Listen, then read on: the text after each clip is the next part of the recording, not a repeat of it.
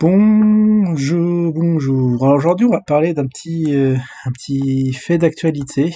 C'est notre ami Pierre-Jean Chalençon, alors tristement connu pour ses histoires avec Dieudonné, où il s'est fait mémoused. Je sais plus comment on dit mémousa. Enfin, je sais pas, vous retrouverez. Mais là, comme on est en plein confinement et que c'est l'actualité prégnante du jour, on est tous à bout. Eh bien, eh bien, il y en a qui profitent. Alors pour la petite histoire, pour ceux qui n'ont pas suivi, il aurait organisé là début avril un petit. Alors est-ce qu'on peut appeler ça, je sais pas comment on peut appeler ça, un petit cocktail dînatoire aux alentours d'après couvre-feu et il y aurait eu soi-disant des personnalités, des ministres, des gens très importants, les mêmes gens qui nous disent qu'il faut rester à la maison, qu'il faut pas sortir, alors que à côté, ce qu'ils font, ils s'amusent. Alors, on va dire ce qui se passe. Il y en a toujours. On va parler de lui parce que je pense que il va nous faire notre année parce qu'il accumule bourde sur bourde, on va dire. Et je sens c'est le début d'une grande histoire. C'est l'arbre qui cache la foi, on va dire. Il y aura, à mon avis, d'ici peu, de grandes révélations qui peuvent vraiment faire trembler le gouvernement. Donc, on va en parler. On va en parler. Ouais, il aurait eu. Ah ouais, lui aussi son pote là, le cuisinier qui fait des tarifs des tarifs de dîner à prix exorbitant, des menus entre 200 et 400 balles. Faut aller voir sur le site internet, c'est assez ahurissant, mais bon, pourquoi pas. Chacun fait son petit business en ces temps assez délicats. C'est vrai que oui, les propriétaires du Palais Vivienne, moi, je connaissais pas. Je connaissais à Vivienne, c'est là où il y a, vous connaissez là, vous pouvez faire vos emplettes, achats or, argent, pièces de collection. C'est ouais, il y a le Palais Brognard, bien dans la même rue. Et puis il y a un petit palais. Alors j'ai dû passer devant sans faire gaffe. On va regarder ça. Alors bon, c'est l'heureux propriétaire. Après, voilà, le gars il a fait son bise. Il est maintenant archi multi-millionnaire. Ça va très bien, très bien pour lui. Parce que bon, il y a quelques rageux quand même qui critiquent cela, mais bon, vous avez qu'à faire la même chose les petits gars. Attends, image, je veux juste voir la gueule du palais. Non. Qu'est-ce que je fais? Ah non, je veux le palais. Je veux un petit palais, moi. Non, c'est pas ça quand même. C'est ça? Ah ouais, ah d'accord. Ah d'accord, ah ouais. Et tout ça pour lui tout seul. Ah ouais, alors il y a des vidéos qui tournent aussi où il fait la fête. Et où il fait la fête, il danse, il chante, il est heureux, quoi. Il est heureux, faut profiter de ce confinement, faudrait quand même pas, comme l'année dernière, déprimer, manger des pâtes et se morfondre, faut quand même un peu s'amuser. Alors bon, on va voir déjà l'actualité, le dernier truc, parce qu'aujourd'hui, il y a eu aussi quelque chose, apparemment, là, il y a 2 jours, il y a un jour, les affaires des restaurants clandestins. Alors bon, c'est des restaurants, je sais pas pourquoi clandestins. On peut dire hein, illégaux, puisque c'est quand même en dehors de toute restriction due au confinement. Donc on n'a pas le droit de... Alors je sais pas si c'est dans la loi, si on n'a pas le droit d'être plus de 6 dans la maison ou pas. En tout cas, une chose est sûre, c'est qu'après 18 heures, bon, faut pas traîner dehors, à moins d'avoir une bonne raison. Alors bon, on va voir ça, qu'est-ce qui se passe. C'est surprenant, message de soutien que... Ah ouais, ça c'est voilà, les journalistes qui rachent. Ça. Pourquoi c'est surprenant, message de soutien? Bon, après, faut voir les messages, mais bon, ils ont le droit quand même de soutenir. Bon, attends, on va voir. Ça a l'air d'être un peu putaclic, ce truc. On est dans quoi? On est dans... Voici, c'est les maîtres du genre. Mais bon, c'est quand même assez suivi. Ça vaut le coup quand même d'y s'y intéresser un peu. Bon, pris en plein scandale de restaurant clandestin, Pierre-Jean Chalençon assure qu'il reçoit énormément de soutien. Il cite même Marc-Olivier Fogiel et Patrick Poivre d'Arvor. Ah, mais c'est pas le DG de BFM, lui. Il est devenu DG et du coup et du coup je vois pas le rapport avec lui. Est-ce qu'il a été chroniqueur chez BFM? Je sais pas. Je sais qu'il est passé sur des chaînes où il vend des trucs d'art, je sais plus sur quelle chaîne. C'est là où il est connu du grand public.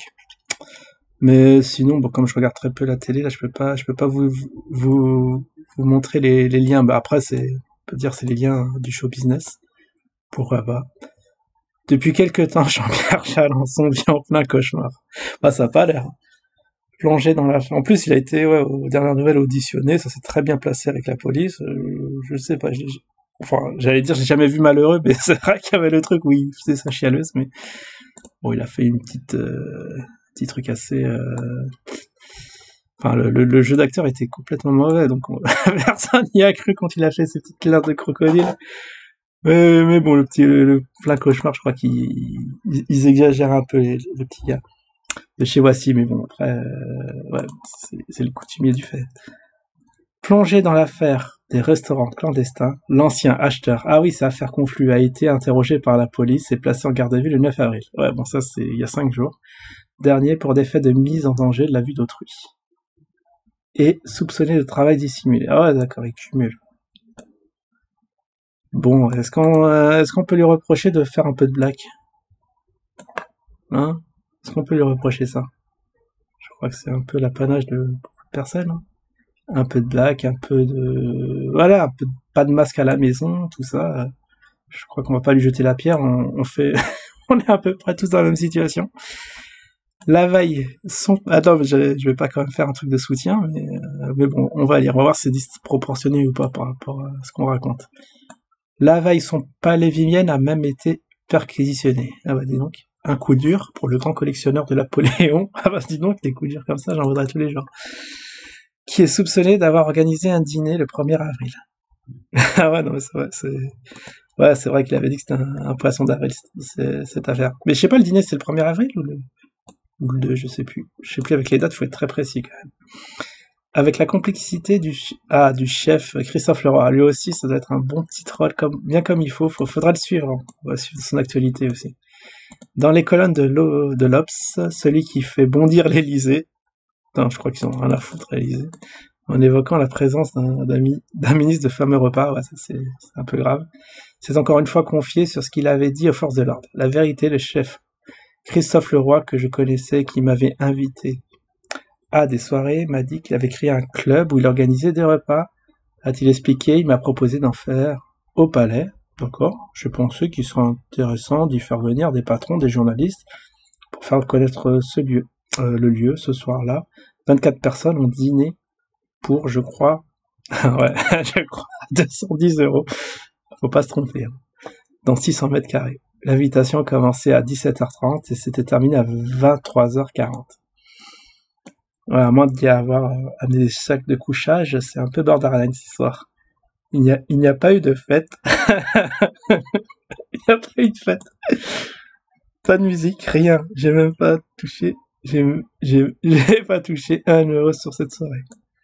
Et donc, je vais même devoir payer les 500 € de ménage si ça se trouve. Bon, je pense qu'il est pas à 500 € près. C'est un peu bizarre.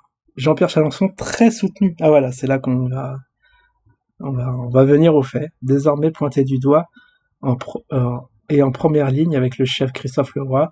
Dans le scandale des dîners clandestins, Jean-Pierre Chalençon, enfin c'est Pierre-Jean, je sais pas pourquoi Jean-Pierre, a assuré qu'il avait finalement aucun ministre à sa sauterie du palais Vivienne. Je ne connaissais personne à ce dîner d'ailleurs. J'ai juste dit que j'avais croisé des ministres lors d'autres repas de ce genre. Ils en font tout le temps les ministres des repas privés. Il affirme sans vouloir donner ni de date ni de nom. Note du rédacteur, a-t-il expliqué à l'Obs. Mais une chose est sûre, pour l'ex-acolyte de Sophie Davant, il reçoit des soutiens en masse. Et pas de n'importe qui, énormément. Avant, Sami Gemayel, c'est quoi ça? C'est qui ça? On avait dit des personnalités, des célébrités. Ah, le neveu de Bachir, alors dis donc ça m'aide, ça me fait une bonne jambe. Ancien président du Liban. Ah d'accord, ok. Ce matin, j'ai reçu un coup de fil des frères. C'est un gars. Ah non, si on n'était pas sur Voici, j'aurais dit que c'était un truc complètement sorti du chapeau. C'est quoi? Qu'est-ce que c'est que ces histoires de Sans McDo, de Marc-Olivier Fogiel, directeur général de BFM TV. Qu'est-ce que c'est que cet article? Non, mais je crois qu'on va plus faire de voici, parce que là, c'est n'importe quoi. Je ne parle pas des dizaines de... Bah, vaut mieux pas en parler, ouais. Regardez là, ce PPDA a été relevé tout en dévoilant des messages de Patrick Poivre lui-même sous le coup de problèmes du justicière. Ah bah dis donc, dans le cas d'une enquête pour viol après la plainte de Florence Porcel. Bah ça c'est moins drôle par contre. Mots-clés. Ah non mais c'est tout. D'accord, c'est tout. Bon voilà, bon retenez bien cette petite trombine. Ah ouais, parce que là on le voit faire le foufou un peu partout. Et voilà, pendant qu'il y en a, bah c'est pour ça, faut pas se morfondre, hein, les gars. Amusez-vous bien, même si vous êtes chez vous tout seul. Parce que franchement, c'est pas le moment de se laisser aller, hein. Non mais c'est bien, ça fait plaisir de... voilà, je voulais pas parler de décennie 19, on en parle de manière détournée et assez humoristique. Puis voilà, on va attendre que ça se passe, hein, les gars. Allez, je vous dis à la prochaine. Ciao tout le monde.